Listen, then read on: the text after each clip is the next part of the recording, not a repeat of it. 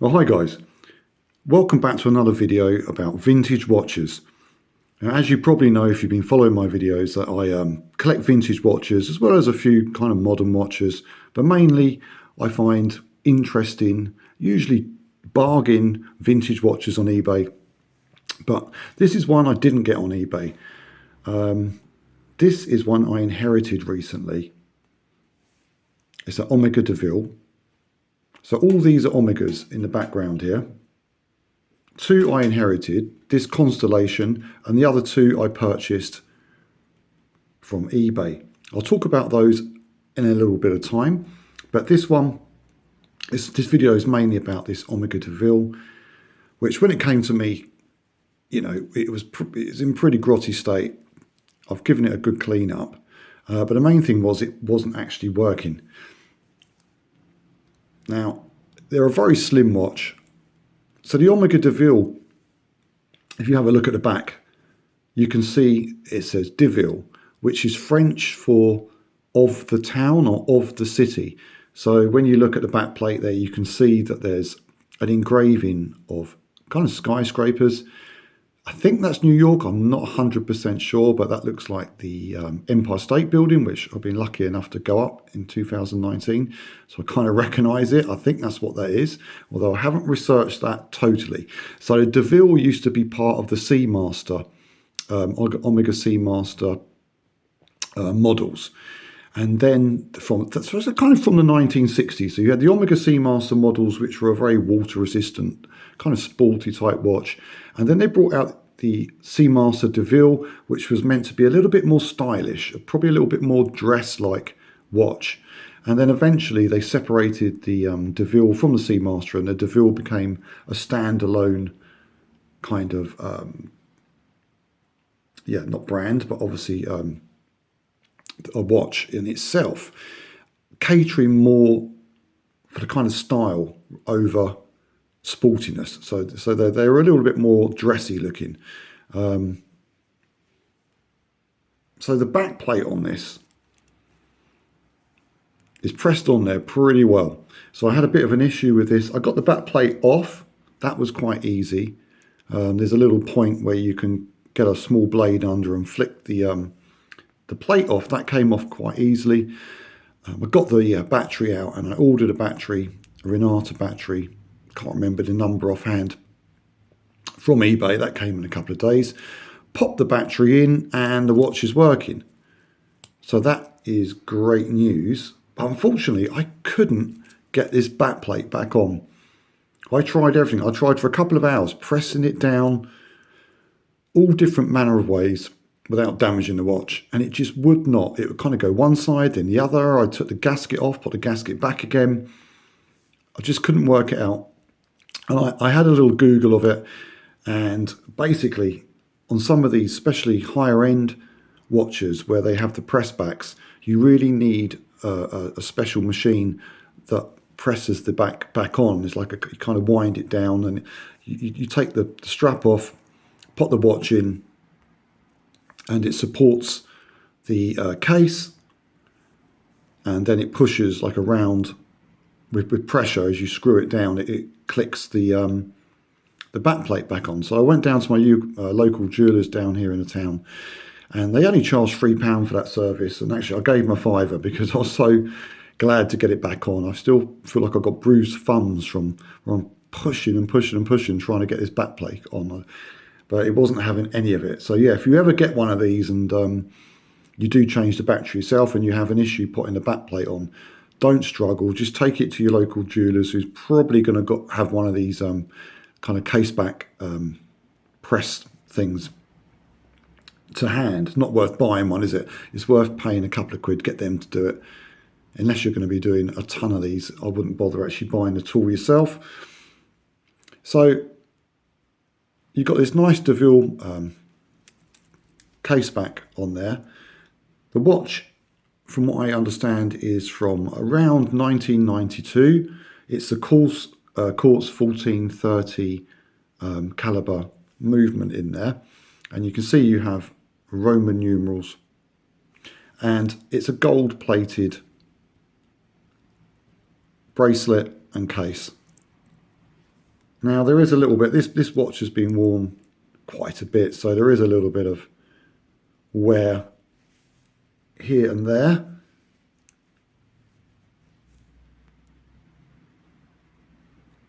Almost, yeah, on that clasp where you've got the Omega clasp, there's a few chips, I think, and a bit of wear on the rice, what I think they call this kind of like rice style links. Grains of rice, they're meant to look like. Now I was lucky with this watch because I got a 6.5-inch wrist and it fits me. I didn't have to do any adjustment. It's got an interesting clasp where this kind of guillotine action. So this gives you, I think, no. So yeah, I was going to say that's some kind of adjustment, but I think it just expands enough so you can get it onto your wrist, and then that closes up, and then you press that down.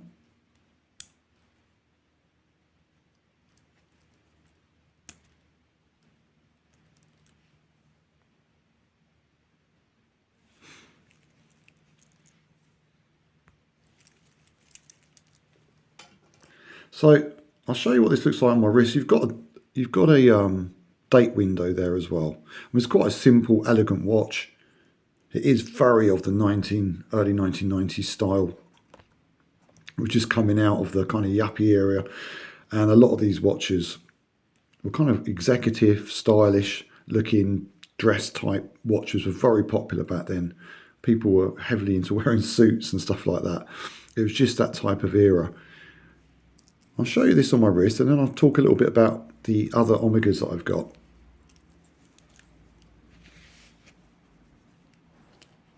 I mean, if you're thinking of getting into vintage watches and you're looking for an Omega, this one is going to be one of the least expensive men's Omegas you're going to probably get. It's a quartz, it's 1990s, it's probably not the most fashionable at the moment, although I think it looks quite nice. And it may come back. So you've got this guillotine thing. I'm trying to do this with one hand. So you push that. Press that down. I think we're in.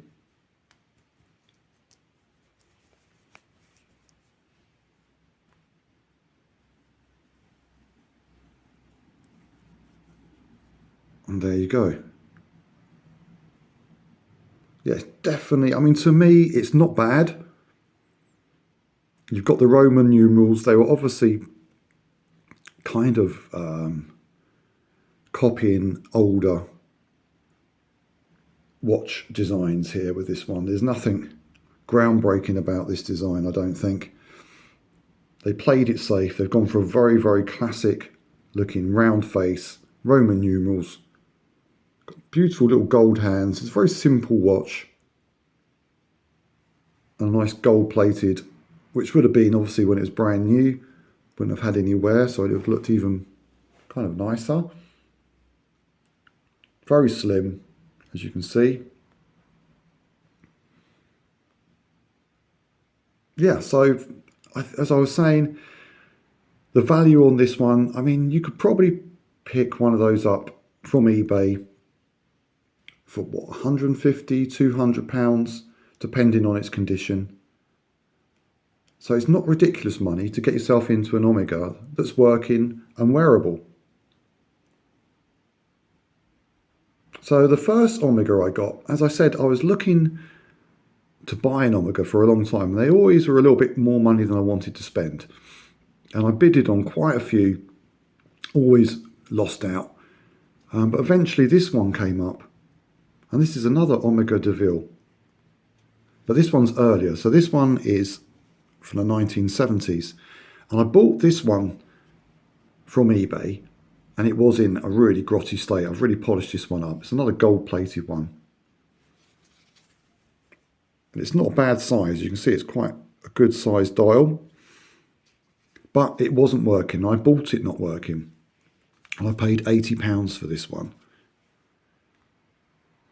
And I put a battery in it hoping it might make it work. But it wasn't having any of it. And the movement was in very nice condition, actually. I'm not quite sure what had gone wrong with the movement, but new battery wasn't getting it to work. So I put it back into my collection, didn't worry too much about it. And then after a while, I looked at it again and I thought, I wonder if I can get a generic quartz movement inside there to replace the Omega movement, because I looked into it, to get Omega to actually fix this, it would cost a lot of money, probably at least £300 to get this watch fixed, and which would probably be all of its value. So I had seen someone else had put just a modern quartz movement in to replace the Omega movement. I thought, well, that's an option, because on this one it doesn't actually have a second hand. It's not meant to. Some of them have second hands. This one doesn't have a second hand, so there's nothing to kind of show the movement ticking. And what I mean by that is the Omega movements, the hand will, so if you look at this one, it will tick a certain way. So with a quartz movement, it may look a bit more jerky, or it will kind of betray the fact you've got a cheaper movement in there.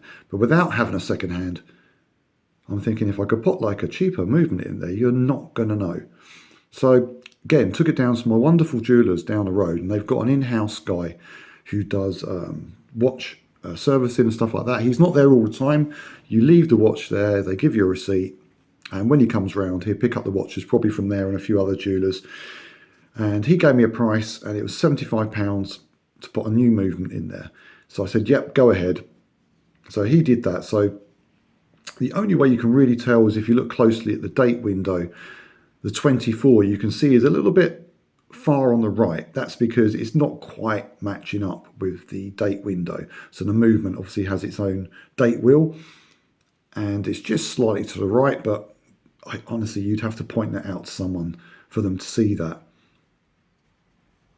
And the only other thing with this one, again, you wouldn't really know unless I pointed it out to you. The stem was slightly not straight. So when I turn, I'd have to show you. I take that off the little pillow.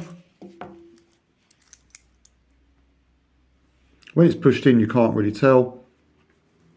But when I pull that out, you can see it's a little bit where he put the crown back on. So he used the original crown and put that onto the generic movement with the new stem. So however he's done it, maybe he glued it, it's not quite straight. I don't want to muck around with it. It's doing its job perfectly. It's changing the day and the date and everything. And when it's pushed in, you can't tell anyway. You can't tell. Sometimes if it gets to a position where I can tell, I'll just turn it a little bit. Get that in. Just turn it to the point where you don't see that it's slightly skew-whiff. And that's it. I'm not wearing it that often. And he also gave me back the original movement, which I've got in a box. So if I ever sell this on, I've still got the original movement if someone wants to get that fixed. But for now, at least it's wearable. It's working, it's wearable. No one would ever know by looking at it what the movement is.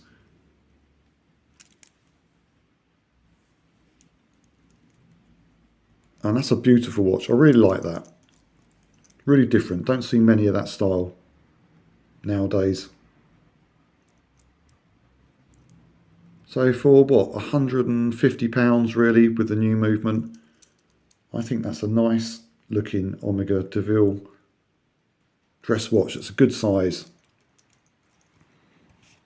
And ones that are working are over 300, so I don't think that's too bad. So the other one I inherited, which really is quite a special watch, is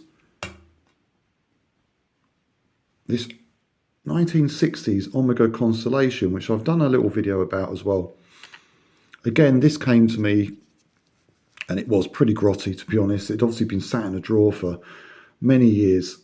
So I've given it a really good clean up, toothbrush, warm water with a bit of washing up liquid in there, got into everything, took the bracelet off, given it a really good clean up. And luckily it's an automatic and it's working perfectly. Haven't had to do anything to this, haven't had to go and get it serviced. I've just given it a bit of movement and it's working. So if it does stop while we're doing this video, it's because I've just given it a bit of movement just to get it going again, because it's been sat in its case for a while. But that's a really lovely, beautiful watch. It's gold plated. Unfortunately, it's not the solid gold one. Some of these come with a date window and they're solid gold and they're worth lots of money. You know, well over £1,000. But this one is the gold plated one. So hasn't got such a high value, but even so, it's pretty rare. It's collectible.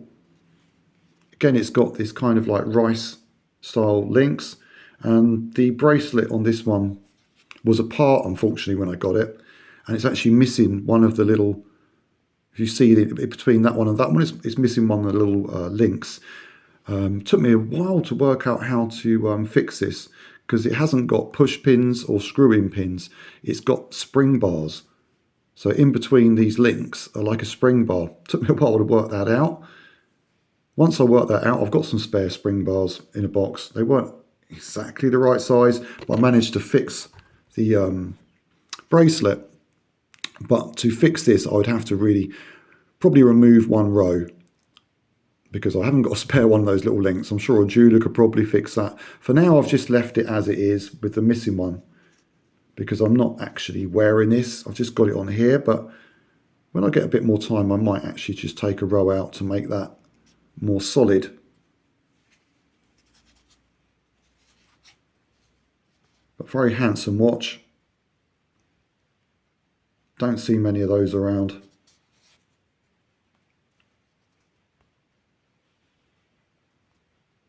Just trying to show you the crystal dome. Okay, so the other Omega I got is really an Omega, well, it's an Omega Speedmaster, and of course anyone who's into watches is going to know that is a MoonSwatch. And when these first come out, they were about £250. I kind of admired them, but it's a lot of money to spend on something which is kind of like basically a plasticky type watch. Although it is bioceramic, it isn't actually plastic. It's kind of made of a ceramic, and when you feel it by touch, you can actually feel that it's not like a regular plastic. So because these came out a couple of years ago, I was kind of keeping an eye for ones that might actually come on, which were brand new, perhaps only worn a couple of times, something like that, and get a better deal on one. So this one, I like this colour combination. I don't particularly like the fact it's called Mission on Earth. I mean, if you're going to have one, it's nice to have one of the planets, of course. But the colour combination is actually really nice on this one. This green against the black does look excellent. So I think it's probably one of the better looking ones, actually.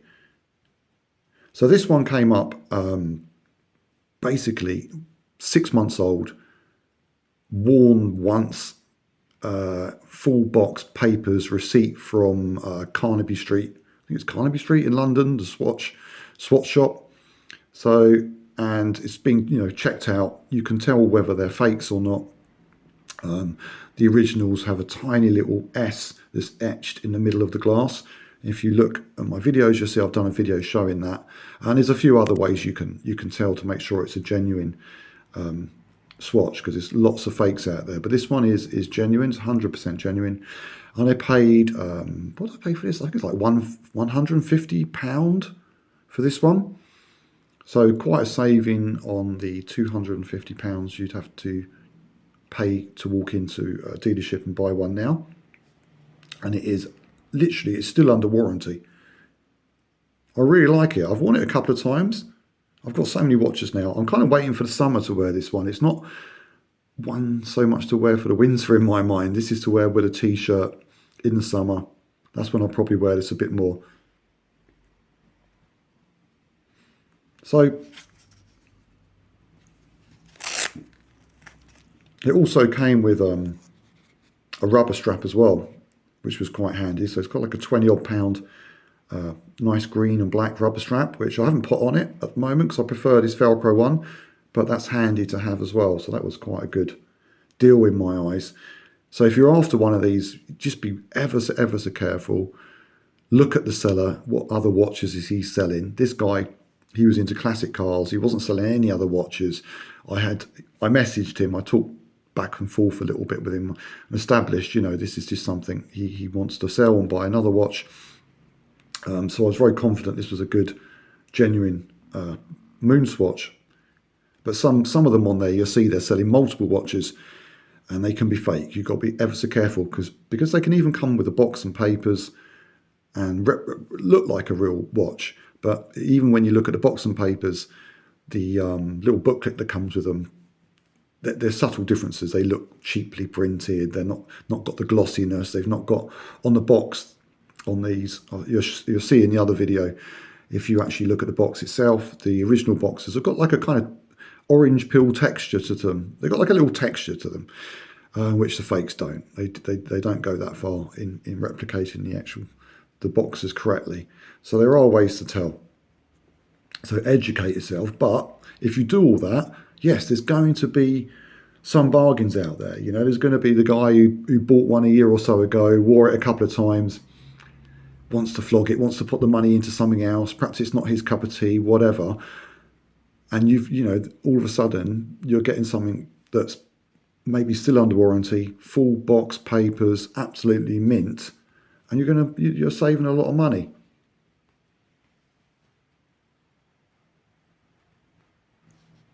So, Omegas, I really like them, and what I like about them is you're basically getting like a Rolex quality. So I'm talking about vintage watches now, buying vintage watches. I haven't got, well, apart from that one that's almost brand new, I'm not really in the market for brand new Omegas at the moment, maybe in the future. But if you're a vintage watch collector, you're looking for the high-end watches, you're kind of left with, if your budget isn't too big, if you want to spend maybe £100, £150, something like that, what are you going to do? There may be some Longines. I managed to pick up a Longines for about £80. There's Boulevard. But the other high-end Tissot, you can pick those up pretty cheap if you're looking for vintage watches. These are good Swiss watches, very good quality, especially the early ones. But Omega, you're going to find it a bit more tricky to get an Omega for a good price. Obviously, that one I inherited. You're not going to get any better than that, are you? But this may be something to look for. So if you look for an Omega, a quartz that isn't working, so that's the trick, because when they're working, they're going to be like £200-300. But if you can find one that isn't working, and some of the early quartz, they're very nice movements, but when they break, they break. So there's certain things that can break on them, especially over age. But you can pick that up for maybe £70, something like that, not working, and then drop. I mean, if you're good at this type of thing yourself, you could buy a movement for £10. A little generic movement which are fitting in one of the, whatever watch you bought. Well, I didn't want to do that myself. That's a bit too tricky. I haven't quite got the right screwdrivers and things to do that. But if you've got the right equipment, you could take an Omega quartz that isn't working, drop in a generic movement, and then you've got yourself a working Omega to all intents purposes. It looks great. It's working.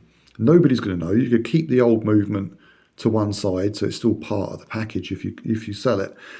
And I think that's quite a good way of doing it. Obviously, you're not going to do that with the mechanical ones, but Omega made quite a lot of quartz watches, which Rolex didn't. So if you're buying a vintage Rolex or even a Tudor, I've got a vintage Tudor, they're all mechanical watches.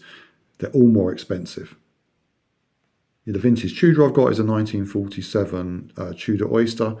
That cost me £300, and that was quite cheap. You can pick up a Tudor a bit cheaper than that, but they're not going to be anything special. That was a nice watch. But Omegas, there's a few more out there. Super quality. And then you could have a vintage Omega on your wrist for like 140 quid, looking the absolute bee's knees. So that 1991, not quite as good style, I don't think. I'm not quite a fan of the Roman numerals. They're okay, but they are definitely a style. Kind of reminds me of Victorian clocks, I don't know, and pocket watches, that type of thing. I prefer the the batten indices, like you've got on those, and on this one. I just think that's a nicer style. Or numbers, Arabic numbers, I think they call it. But yeah, that's not bad.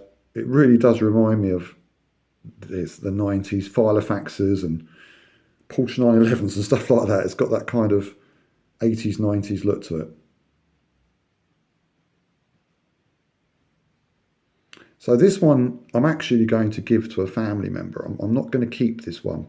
That's why I wanted to get it working. So this one's going to be given to a family member who he's into watches as well. So I'm going to make a present of that. But I'm definitely keen to keep the Constellation, which was my granddad's, and my first Omega that I purchased off eBay, which I do wear. That is one I wear occasionally. I'll stick that on for an evening out. I love it. It polishes up so nice, even though it's got a little bit of wear. But another thing, Omega, obviously the gold plating is good quality. So even though it's from the 1970s, it's still on there. The case is very good quality.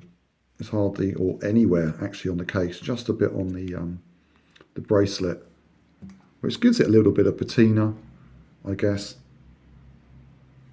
I mean, this one, you think how old it is, and it's held up extremely well.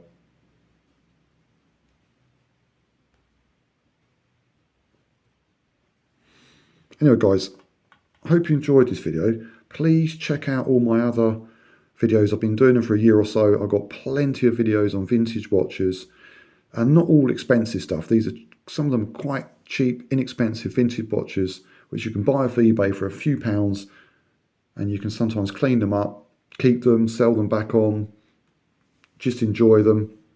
It's a great hobby. And some of them are good to keep as investments, I think, as well.